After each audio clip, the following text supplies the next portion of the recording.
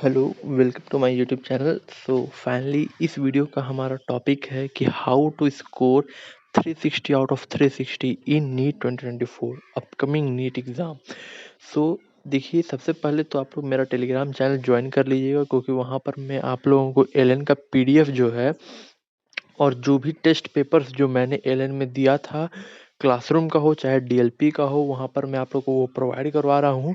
तो make sure कि आप लोग उसे एक बारी ज्वाइन करके ज़रूर देखिए, आप लोगों को ज़रूर फ़ायदा होगा।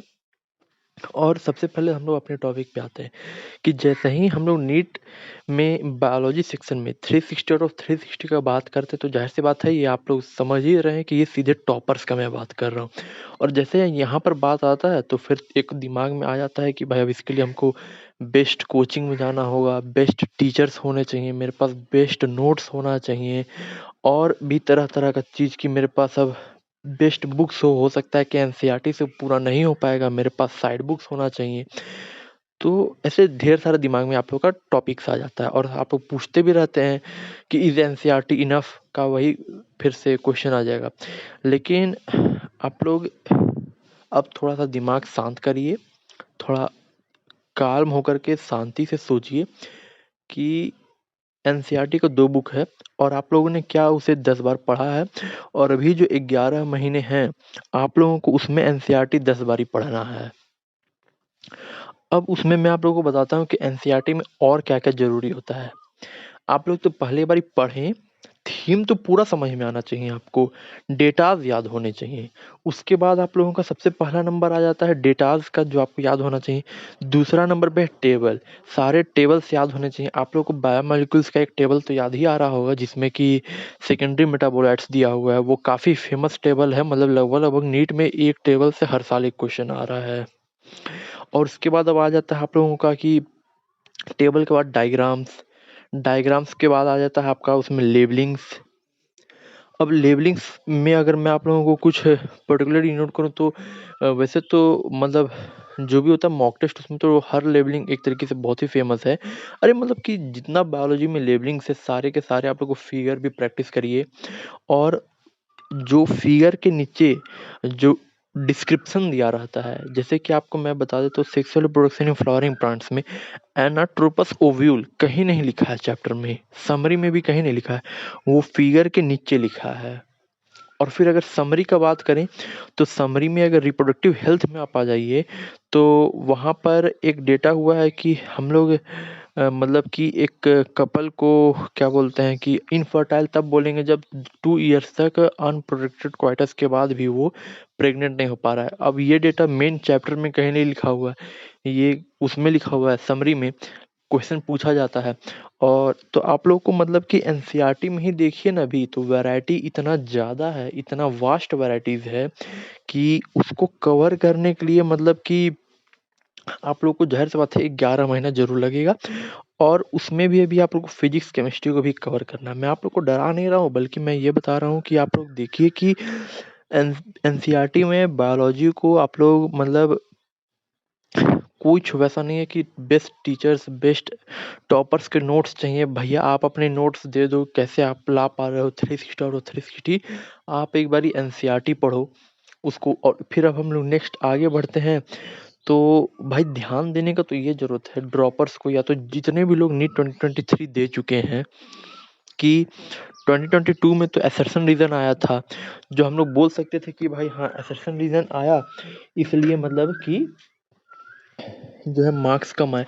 लेकिन अब इस बार तो डायरेक्ट क्वेश्चंस आए हैं, इस बारी तो नीट में डायरेक्ट क्वेश्चंस आए हैं, तो कैसे कम नंबर आ गया? तो आप लोगों को ज़रूरत है कि आप लोग फ़ोकस करें। आप लोग फ़ोकस करें कि आप लोग पढ़ रहे हैं, फिर भी कैसे क्वेश्चन से गलती हो रहा है, वहाँ पर आप लोगों को फ़ोकस करने का ज़रूरत है।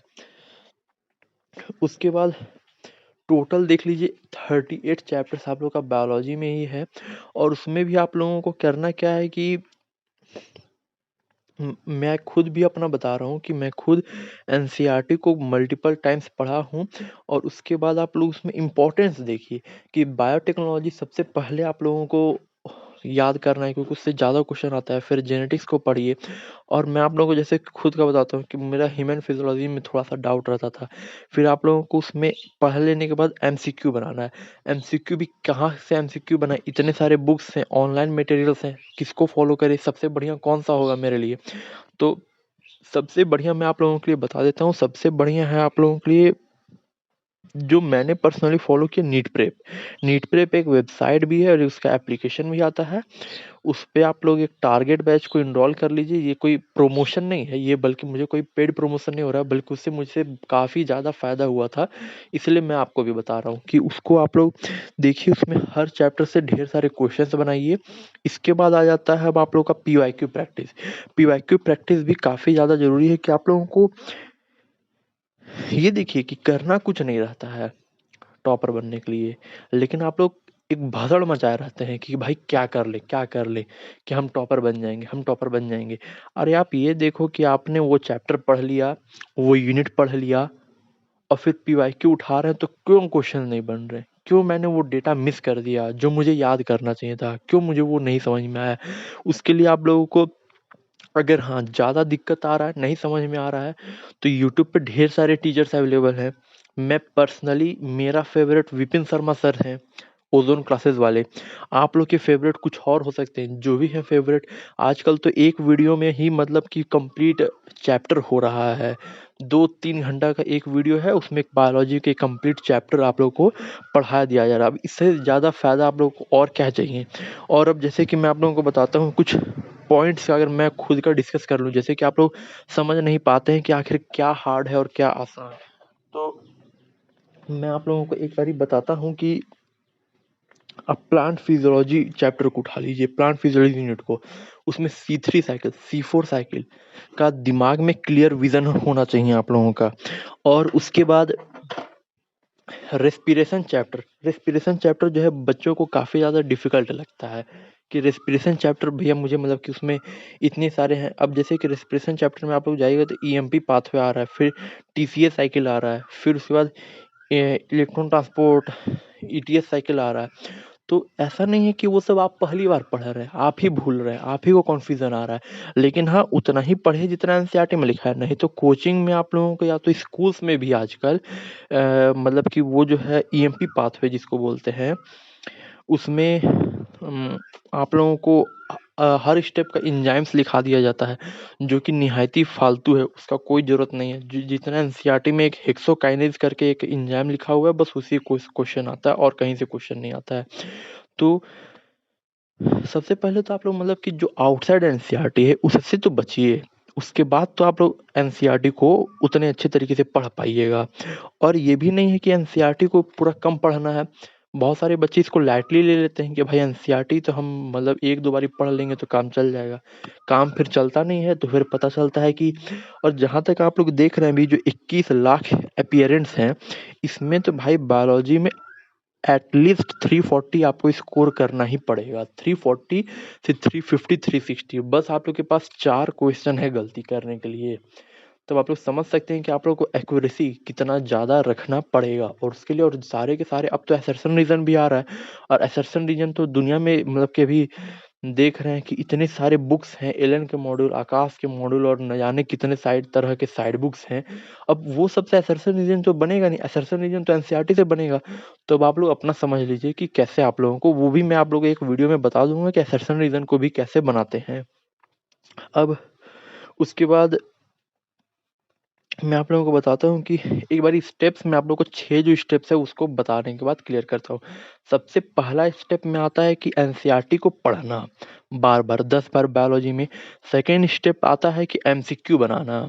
एमसीक्यू कहाँ से बनाएँगे? नीट प्रेप वेबसाइट से बनाएँगे प्लस पीवाईक्यू भी ज़रूर बनाएँगे। पीवाईक्यू 2 से 3 बार बनाएँगे। उसके बाद तीसरा स्टेप आता है मॉक टेस्ट देना। और मॉक टेस्ट देने के साथ-साथ चौथा स्टेप रहेगा आपका रिवीजन करना। जो भूल रहे हैं उसको वीक एरियाज़ को आइडेंटिफ़ाई करिए।